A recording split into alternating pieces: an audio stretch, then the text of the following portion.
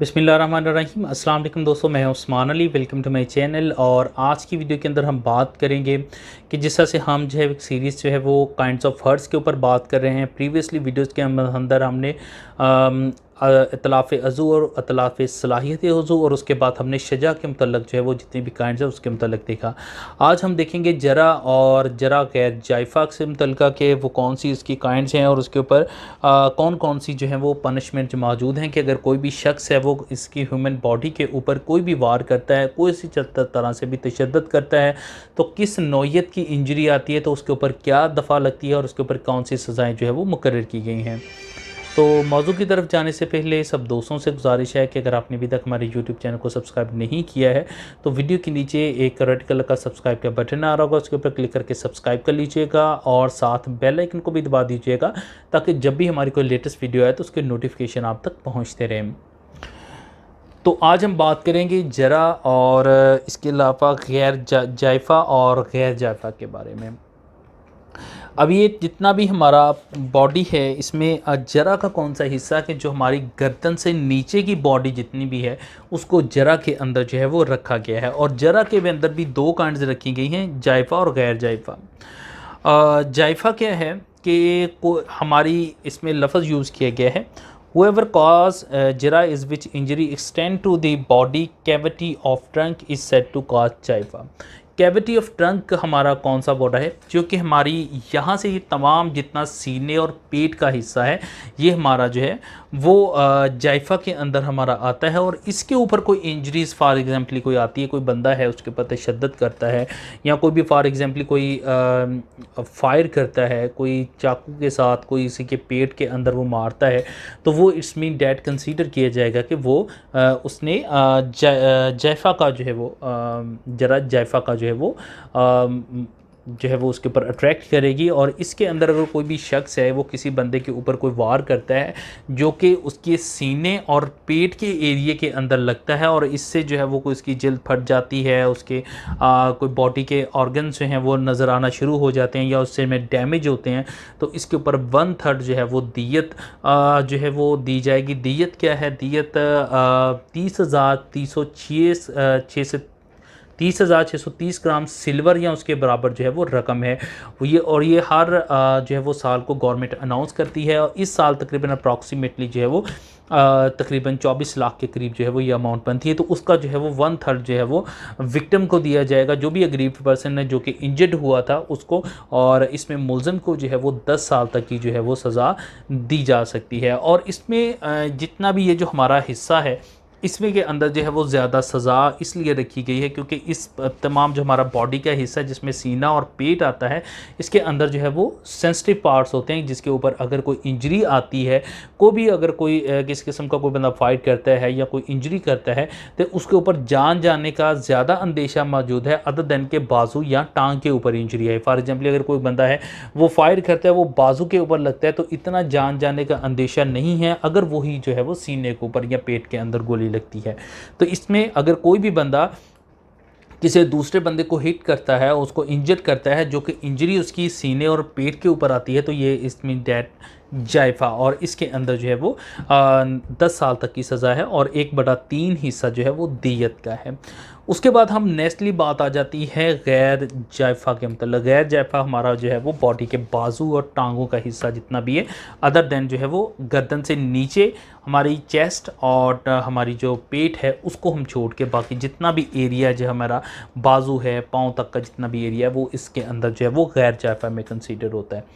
अब यहाँ पर हम बात कर लेते हैं गैर जायफ़ा के ऊपर। तो इसके ऊपर भी तकरीबन जो है वो 6 हिस्सों के अंदर इसको डिवाइड किया। जो फर्स्ट जो इसकी काइंड है वो है दामिया। दामिया क्या है? दामिया है कि अगर कोई भी बंदा किसी को इंजर्ड करता है कोई किसी भी तरह से, उसमें उसकी जो जिल्द है वो फट के खून निकल आए। फॉर एग्जांपल एक बंदा है वो किसी चीज़ से मुझे मारता है, वो मेरे हाथ के ऊपर लगती है और इसकी जो जिल्द है वो जिल्द फट जाती है और खून निकल आता है, तो इट्स मीन वो कहलाया जाएगा वो 337 F1 का मुर्तकिब हुआ है। और ये ऑफेंस जो है वो नॉन कॉग्निजेबल और नॉन बेलेबल ऑफेंस है, यानी कि इसके ऊपर एफआईआर नहीं बल्कि आपको डायरेक्ट जो है वो मजिस्ट्रेट की कोर्ट के अंदर जो है वो इस्तगासा दायर करना पड़ेगा और इसके ऊपर ये बेलेबल जुर्म है। बाकी अब मैं जितने भी जराइम बताने वाला हूँ वो तमाम के तमाम नॉन बेलेबल और कॉग्निजेबल है, यानी कि उसके ऊपर एफआईआर दर्ज होगी और ये नॉन बेलेबल ऑफेंस है जितने भी अभी मैं आगे नेक्स्टली जो है वो बताने वाला हूँ। सेकंडली जो है नेक्स्टली जो है वो है जायफ़ा गैर जायफ़ा बाज़िया, इसको उर्दू के अंदर जो है वो बाज़िया कहते हैं या बादिया इंग्लिश के अंदर कहते हैं। तो अगर इसमें कोई भी शख्स है वो किसी दूसरे बंदे को जो है वो किसी भी तरह से हिट करता है और हिट करने के नतीजे में उसका जो गोश्त है जो उसके अंदर हमारे जिस्म के ऊपर है वो फट जाता है, लेकिन उसके ऊपर जो है वो फर्दर उसकी कोई हड्डी है वो वाज़िया नहीं होती है या वो इंजर्ड नहीं होती है या कोई इंदी कट लगता है, कटिंग के नतीजे के अंदर जो है वो उसके जिस्म जो है वो उसका गोश्त जो है वो फट जाता है, तो इट्स मीन डैट काज के वो बादिया का जो है वो मुर्तकिब हुआ और इसके अंदर जो है वो सबसे पहले फर्स्ट ऑफ ऑल जो है वो दमान है। दमान क्या है? इसका कंपनसेशन है जो कोर्ट की तरफ से जो है वो विक्टिम को दी जाती है और उसके बाद जो मुल्ज़म है उसके लिए 3 साल तक की जो है वो इसके अंदर सज़ा मुकर्रर की गई है। नेक्स्टली जो है वो है गैर जाफ़िया मुतलहमा। मुतलहमा ये क्या है कि अगर कोई भी बंदा है वो किसी दूसरे शख्स को जो है वो इंजर्ड करता है, उसके अंदर उसकी स्किन जो है वो नहीं फटती है लेकिन उसके अंदर जो जिस्म का जो गोश्त का हिस्सा है वो फट जाता है। फॉर एग्जांपल एक बंदा है वो आहनी राड लेता है और उससे किसी बंदे को मारता है और वो बंदा आगे फॉर एग्जांपल हाथ कर लिया है और उससे जो उसकी स्किन है ऊपर की या उसके गोश्त है वो स्किन तो उस ऊपर से नहीं फटी लेकिन अंदर से जो गोश्त है जिस्म का जो वो फट चुका है, तो इसके ऊपर वो कहा जाएगा कि वो गैर जायफ़ा मुतलहमा जो है उसका जो है वो मुर्तकिब हुआ है। उसके ऊपर 337F3 का सेक्शन लगता है ताज़ीरात पाकिस्तान का और इसमें हड्डी बेशक जो है वो इसमें हड्डी भी जो है वो वाज़िया नहीं होगी और इसमें सिर्फ गोश्त का हिस्सा जो है वो फट जाता है। तो इसमें जो है वो फर्स्ट ऑफ ऑल जो है वो दमान की जो है वो सज़ा है। दमान जो है वो इज़ अ कंपनसेशन जो विक्टिम को दी जाती है और इसके ऊपर जो है वो 3 साल तक की जो है वो सज़ा मुकर्रर की गई है। अच्छा, मुतलहमा के बाद है गैर जायफ़ा मोज़िया। मोज़िया क्या है कि अगर कोई भी शख्स है वो किसी भी बंदे को जो है वो हिट करता है और उसके नतीजे में जो उसकी बॉडी है उसके ऊपर जो गोश्त का हिस्सा है वो भी फट जाता है और इसके अलावा जो है वो हड्डी नुमाया हो जाती है, यानी कि हड्डी जो है वो नज़र आना शुरू हो जाती है। फॉर एग्ज़ाम्पल एक बंदा है उसने हिट किया है मुझे, वो हाथ के ऊपर लगा है, हाथ से ये जिस्म का जो ऊपर स्किन है और गोश्त है ये भी फट गया है और इसके अलावा जो हड्डी है ये वो हड्डी भी नज़र आना शुरू हो गई है। वो अपनी जगह के ऊपर ताहम स्टिल है, उसके ऊपर फ्रैक्चर कोई नहीं हुआ है लेकिन सिर्फ हड्डी नज़र आना शुरू हो गई है। तो इसके ऊपर जो है वो फर्स्ट ऑफ ऑल दमान है, यानी कि एज आ कंपनसेशन जो कोर्ट की तरफ से जो है वो विक्टिम को दी जाती है और उसके बाद जो है वो मुल्ज़म के लिए जो है वो 5 साल तक की सज़ा जो है वो इसके अंदर मुकर्रर की गई है। सेकंडली जो है नेक्स्टली जो है वो है इसके ऊपर जो थी वो F4 लगेगी 337F4 और नेक्स्टली जो है वो है गैर जायफ़ा